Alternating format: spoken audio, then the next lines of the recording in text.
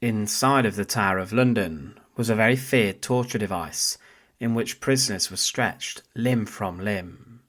The rack was known for being a harrowing and excruciating ordeal for people who were thrown onto it, and there was, even during the reign of King Henry VIII, a woman who was subjected to a racking.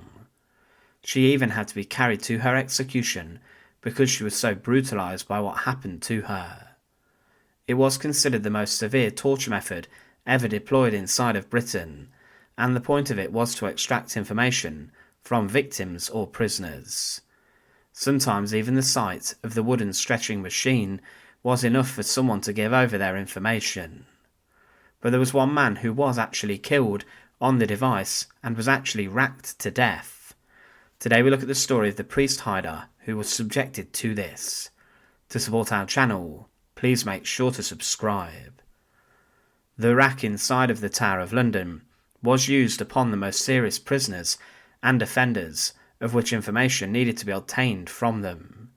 For example, during the reign of King James I, the gunpowder plot was devised and put into place, and this was formulated to blow up the Houses of Parliament and the King, his Queen, the rest of their royal family, and also much of the government. Guy Fawkes, the infamous plotter, was captured, and he was racked to give over information, which he did following his ordeal, and this then led to the hanging, drawing and quartering of a number of the plotters, including Guy Fawkes himself. When someone was attached to the rack, their arms were secured to it by ropes, as were their legs, and these would then be secured to the rollers at the bottom and top of the rack. With every turn of the rollers, the arms and legs would be stretched further, and it led to dislocation of the joints, and also muscle fibres in the body lost the ability to contract, and also bones could snap. There was a huge amount of strain on the shoulders, knees, elbows and hips of the victim too. The rack first made its appearance in England following 1447, when the Constable of the Tower of London introduced it, but it was not used freely and as frequently as you would assume. Torture really wasn't applied that much. Some believe it was a daily occurrence inside the Tower of London, but this really wasn't the case. Nicholas Owen was the man who was killed on the rack. He was a Jesuit Catholic lay brother, and he was famous for building priest holes and hides during the reign of Queen Elizabeth I and James I. Owen was summoned to different houses of prominent Catholics to build them a hiding spot for outlawed Catholic priests and underground worship, which would take place in the house, and also sometimes even inside of the hides.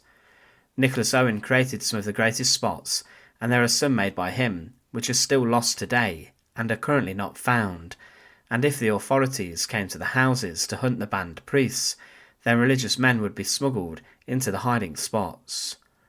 Owen was skilled at his work, and he was also a very short man, and he suffered with a significant hernia, and he also struggled to walk, as a horse once fell upon him.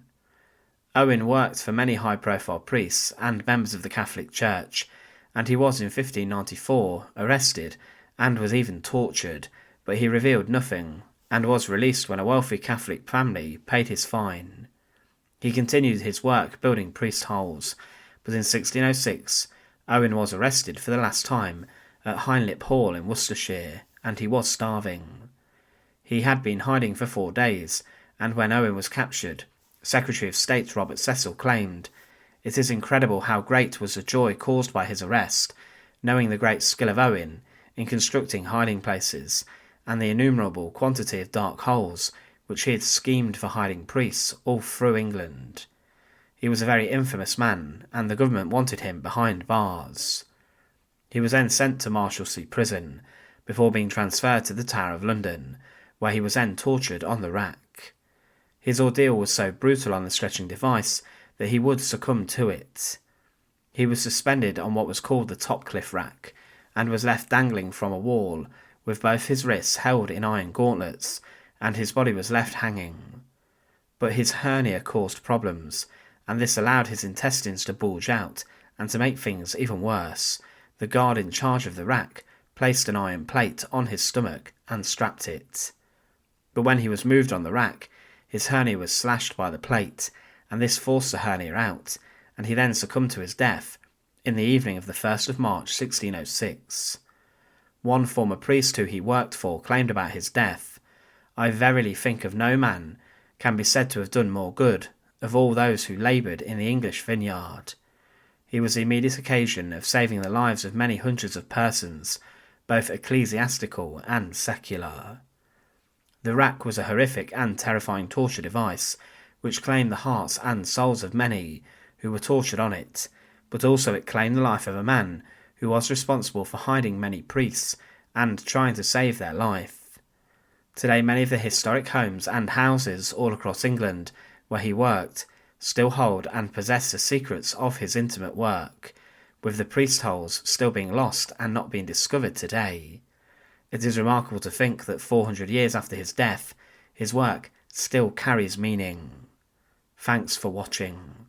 To support our channel, please make sure to subscribe, and once again, thank you so much for watching.